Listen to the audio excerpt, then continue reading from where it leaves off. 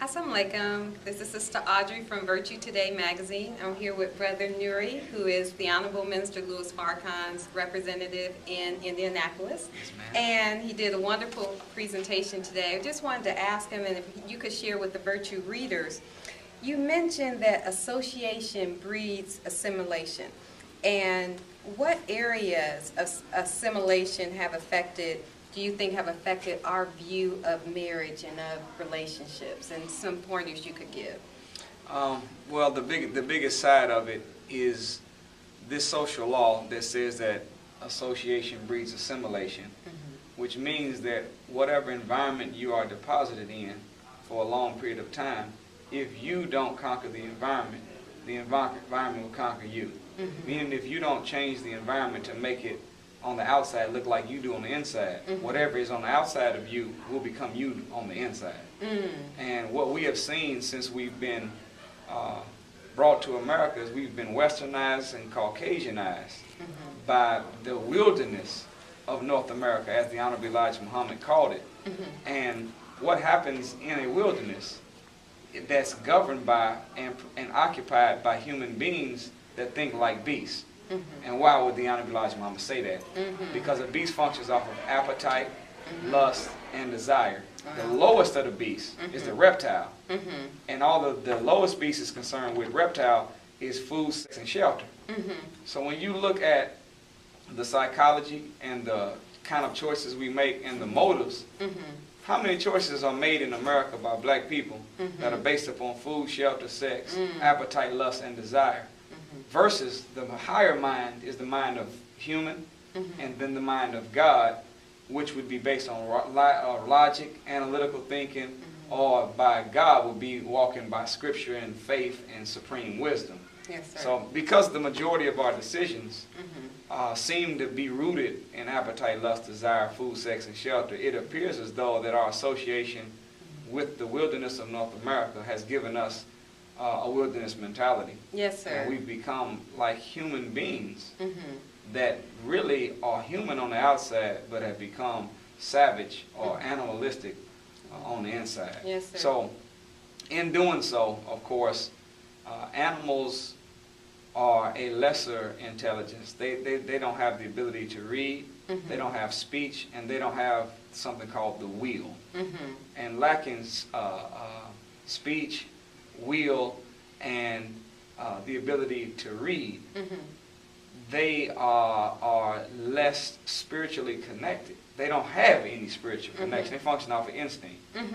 So whenever a human being starts functioning like that, as the scripture says, I will take out the heart of a human and give you the heart of a beast. When that happens, then you see people that will kill each other, that will act like they love you to get you into a situation, and then physically engage in intimacy, and then walk away without no guilt, no conscience, no shame.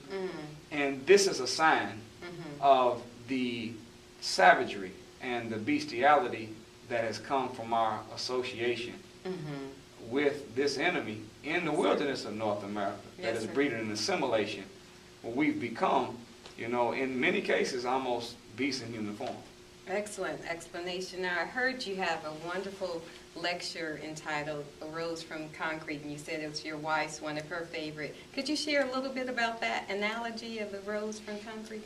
Well, when you look at a rose and then you look at concrete, generally when you walk down the street, grass or plants or flowers don't grow out of concrete. But every now and then you'll see grass coming out of it. There's something about the resilience of the plant life that it will come underneath the concrete and it will move and find any crack it can find and begin working its way out of it. In the lecture, it's been a minute, so I believe that I dealt with the kind of resilience that has been exhibited by the strongest woman on earth, the black woman. She's been without a man. She's been mistreated and abused. She's been betrayed for many years. But somehow, some way, with all that heavy concrete on top of her, she's been able to move and find a crack to come out and continue to grow. Yes, sir. The nature of a rose, though, is primarily to be in a raised bed, not to be planted close to any other flowers like itself, and it requires a high amount of water and sunlight in order for it to grow properly. What I was saying in the message is that the proper way for our women to be treated, for them to grow as they should, is that they have to be elevated, Yes, like sir. the rose. Beautiful. And by not being planted next to or in close proximity to other roses, meaning that they cannot be in a comparison in the mind of a male to other women. They have to be isolated from other women and allowed to grow. They have to receive a lot of water and a lot of sunlight, which is the basic emotional and spiritual nourishment that they get from God themselves and from their study, and also that you give as a man if you love them. Yes, sir. And in the course of it, they grow strong. They grow beautiful. They provide a great smell and aroma that helps the atmosphere.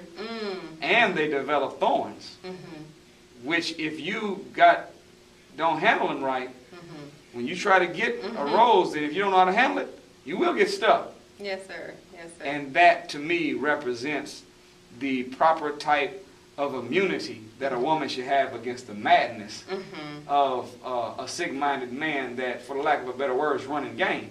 She should have thorns. Where if he's reaching for you inappropriately, in language or in physical, then he should find a thorn, not a petal. Yes, sir. And the only one that gets the petal and the benefit of your ability to beautify the environment is the one that handles you properly. Beautiful, beautiful. I want to get that lecture. Tell our virtue readers where they can get that lecture. Where are your lectures available? The best source is just to go to NuriMuhammad.com. Okay. And they can definitely order it that way. Thank you, sir. Thank you. Assalamu alaikum. Wa alaikum salam. This is Sister Audrey signing off with Virtue Magazine.